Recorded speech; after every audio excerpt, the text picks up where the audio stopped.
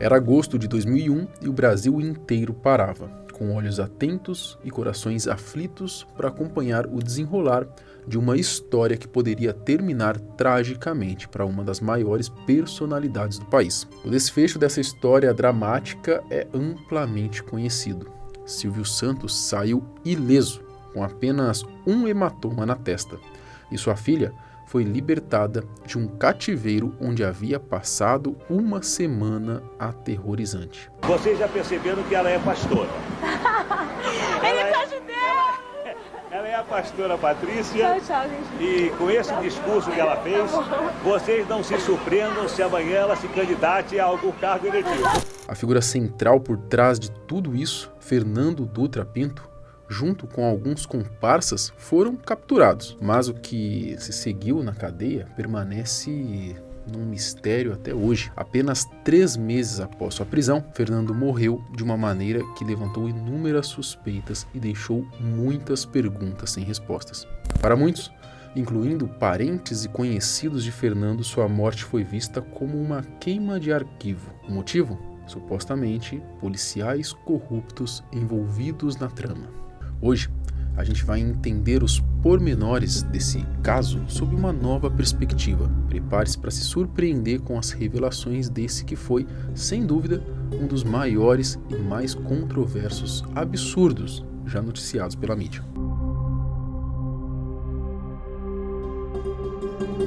O caso do sequestro de Patrícia Abravanel e posteriormente do magnata da TV brasileira Silvio Santos já se tornou parte do imaginário de muitos. No entanto, o foco principal agora é mergulhar na figura enigmática de Fernando Dutra Pinto, o criminoso responsável pela morte de 2 policiais e pela elaboração desses sequestros.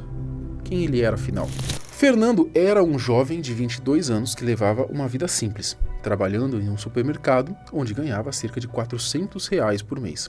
Ele dividia uma casa alugada com seu irmão, Esdra Dutra Pinto, de 19 anos. No entanto, insatisfeito com a sua realidade e cansado das dificuldades financeiras, Fernando tomou uma decisão drástica. Ele optou pelo caminho do crime, na tentativa de mudar o seu destino. Com audácia e desespero, Fernando arquitetou um plano ousado: sequestrar um membro da influente família Abravanel. Para financiar a sua empreitada criminosa, ele vendeu um terreno que possuía em Cotia. Ao invés de investir o dinheiro obtido em fundos ou, criptomoedas, Fernando destinou os recursos para a compra de armas, documentos falsos e até mesmo um carro roubado.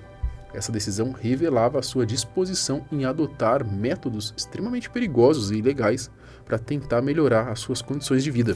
É importante a gente notar que, apesar das dificuldades, o Fernando possuía um terreno, o que o colocava numa situação financeira um pouco acima de muitos brasileiros que enfrentam os desafios maiores, E mesmo assim, eles buscam vencer na vida de uma forma honesta. Fernando levou adiante os seus planos e conseguiu executar um dos sequestros mais notórios da história do Brasil. Com a ajuda de seu irmão Esdra e outros cúmplices, ele orquestrou uma operação que deixou o país em choque. Porém, como acontece em muitas histórias de crimes, a lei acabou alcançando todos eles. No final, Fernando, Esdra e os demais envolvidos foram presos, trazendo um desfecho previsível para uma trama de escolhas equivocadas e de caminhos perigosos. As acusações diziam que o cabeça do grupo teria matado 2 policiais. Entretanto, algumas pessoas questionam a veracidade dessa afirmação.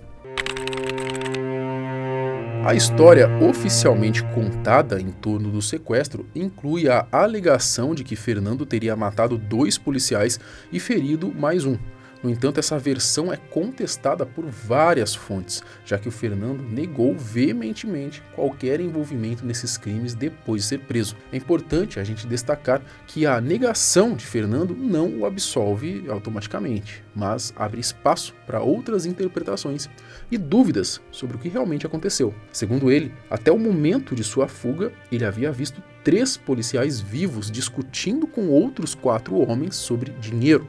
Fernando questionou a possibilidade de ter matado 2 policiais e ferido outro, considerando que todos estavam armados e ele, sozinho, não teria como sair dessa situação ileso.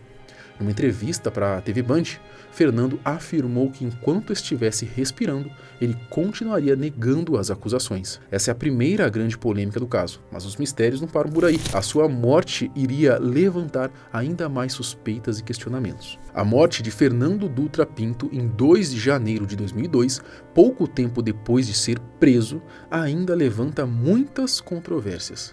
Oficialmente, ele teria sofrido uma parada cardiorrespiratória devido a uma pneumonia bacteriana enquanto ele estava encarcerado em São Paulo. No entanto, a causa de sua morte continua sendo questionada por muitos. O Observatório das Violências Policiais e dos Direitos Humanos, OVP-SP, elaborou um relatório detalhado das circunstâncias que antecederam a sua morte, descrevendo-as como possíveis atos de tortura.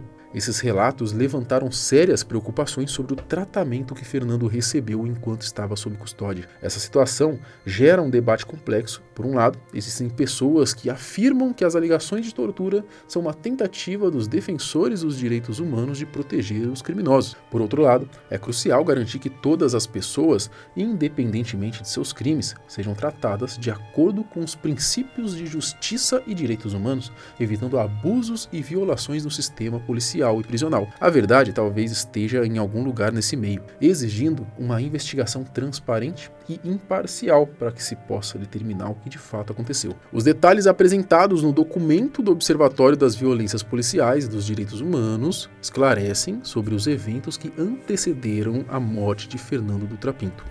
A transferência da investigação para o Departamento de Homicídios e da Proteção à Pessoa em setembro de 2001, junto com o aparecimento de uma carta anônima escrita pelos detentos, incluindo seu irmão, adiciona, então, uma camada a mais de complexidade e de suspeita a esse caso. De acordo com o OVP, o Fernando foi supostamente agredido por 4 carcereiros com barras de ferro no dia 10 de dezembro de 2001 e não recebeu assistência médica apropriada após o ocorrido. Relatos indicam que pouco antes de sua morte, funcionários da prisão tentaram fazer com que Fernando assinasse um documento onde declarava que ele havia sido levado ao hospital 3 vezes, o que ele se recusou a fazer, afirmando que havia sido levado apenas uma vez para uma radiografia. Na noite anterior à sua morte, mesmo com dificuldade para respirar, ele não foi levado ao hospital devido à falta de escolta. A autópsia confirmou a presença da bactéria Staphylococcus aureus no pulmão de Fernando, que pode ter sido introduzida pelo ferimento profundo nas costas que ele possuía.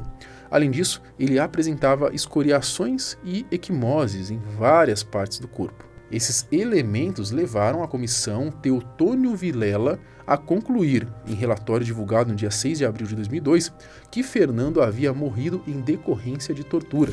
O relatório apontou que o ferimento não tratado nas costas e os maus tratos, como banhos frios noturnos, contribuíram para a infecção generalizada no pulmão que culminou na parada cardiorrespiratória. Embora o relatório da comissão não tenha o peso legal do laudo do Instituto Médico Legal, é importante notar que as conclusões dos 2 diagnósticos coincidem em diversos pontos. Esse caso evidencia a necessidade de uma investigação mais aprofundada para garantir a justiça e compreender plenamente os eventos que levaram à morte de Fernando Dutra Pinto.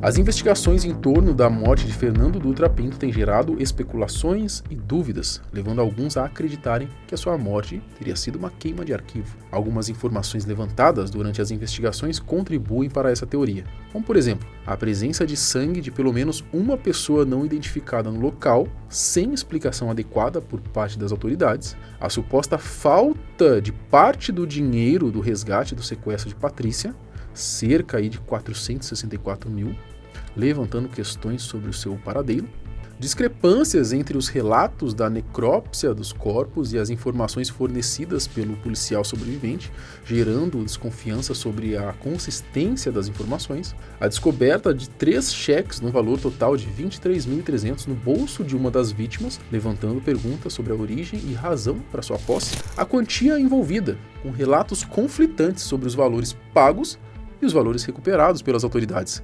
deixando a conta sem um total coeso. Além disso, Há uma versão que sugere que Fernando teria tentado intervir para ajudar um colega que estava sofrendo retaliações por tentar fugir da prisão. Nesse contexto, alguns relatos indicam que Fernando teria se envolvido em um confronto físico com um dos policiais e que teria então contribuído para sua morte dias depois. Todas essas informações e circunstâncias envolvendo a morte de Fernando Dutra Pinto contribuem para um cenário complexo e repleto de incertezas, deixando espaço para diversas interpretações e teorias sobre o que realmente aconteceu. Nessa versão, ele teria sido morto por saber demais sobre a atuação dos policiais civis que estavam envolvidos no seu caso. As diversas versões e incertezas em torno da morte de Fernando Dutra e dos policiais no flat de Barueri ressaltam a complexidade e a dificuldade de se chegar numa verdade definitiva desse caso. O inquérito realizado pelo Departamento de Homicídios e de Proteção à Pessoa para apurar a morte dos policiais concluiu que, apesar das controvérsias presentes na investigação, todos os tiros que resultaram na morte de 2 investigadores e no ferimento de um terceiro foram efetuados por Fernando Dutra Pinto. Além disso, a investigação apontou que, ao contrário do que foi afirmado pelo sequestrador, não havia outras pessoas presentes na situação. E a mancha de sangue que não correspondia a Fernando e dos policiais teria sido do próprio investigador sobrevivente. Essas conclusões do inquérito do DHPP oferecem uma visão específica dos eventos, indicando que o Fernando Dutra Pinto teria sido responsável pelos disparos que resultaram na morte dos policiais. Na época da morte, os advogados de Fernando tentaram provar que ele tinha morrido por envenenamento e por ter sido espancado, e foi aí que o inquérito foi aberto pela Corregedoria. A luta dos pais de Fernando por justiça e reparação foi longa e cheia de obstáculos. Antônio Sebastião Pinto e Anésia Dutra Pinto, inconformados com as circunstâncias da morte de seu filho enquanto estava sob custódia do Estado, processaram o Estado por danos morais e pelo valor gasto com o sepultamento de Fernando, além de requerer uma pensão. Essa batalha judicial incluiu diversos recursos e persistentes tentativas ao longo dos anos. Eventualmente, a Justiça reconheceu o direito dos pais à indenização por danos morais, considerando que a Secretaria de Segurança Pública tinha o dever de garantir a vida de Fernando enquanto ele estava sob custódia. O valor decretado foi de 50 mil para cada um dos pais, além de R$ 1.454 com os gastos do enterro. No entanto, apesar da decisão favorável, a burocracia e o sistema judicial levaram a um longo atraso no pagamento dessas indenizações. Mesmo após 2 décadas, os pais de Fernando ainda não haviam recebido o valor que lhes foi concedido, refletindo a frustração e a dificuldade enfrentada aí por muitas famílias, ao buscar justiça e reparação através do sistema judicial. O caso de Fernando Dutra Pinto continua sendo um mistério, com muitas lacunas e diferentes versões. A versão oficial das autoridades não conseguiu convencer a todos, e as alegações feitas pela defesa e pelos familiares de Fernando levantam ainda mais dúvidas sobre o que realmente aconteceu. As diversas investigações, controvérsias e especulações em torno da morte do sequestrador deixam claro que a verdade pode ser muito mais complexa do que podemos imaginar. É importante lembrar que, mesmo em casos de criminosos, a justiça e a verdade devem prevalecer, garantindo que todos os detalhes sejam minuciosamente investigados e esclarecidos. Afinal, qualquer violação de direitos ou falha na justiça afeta não apenas as famílias envolvidas, mas também a confiança da sociedade no sistema, que já não anda muito bem das pernas, não é?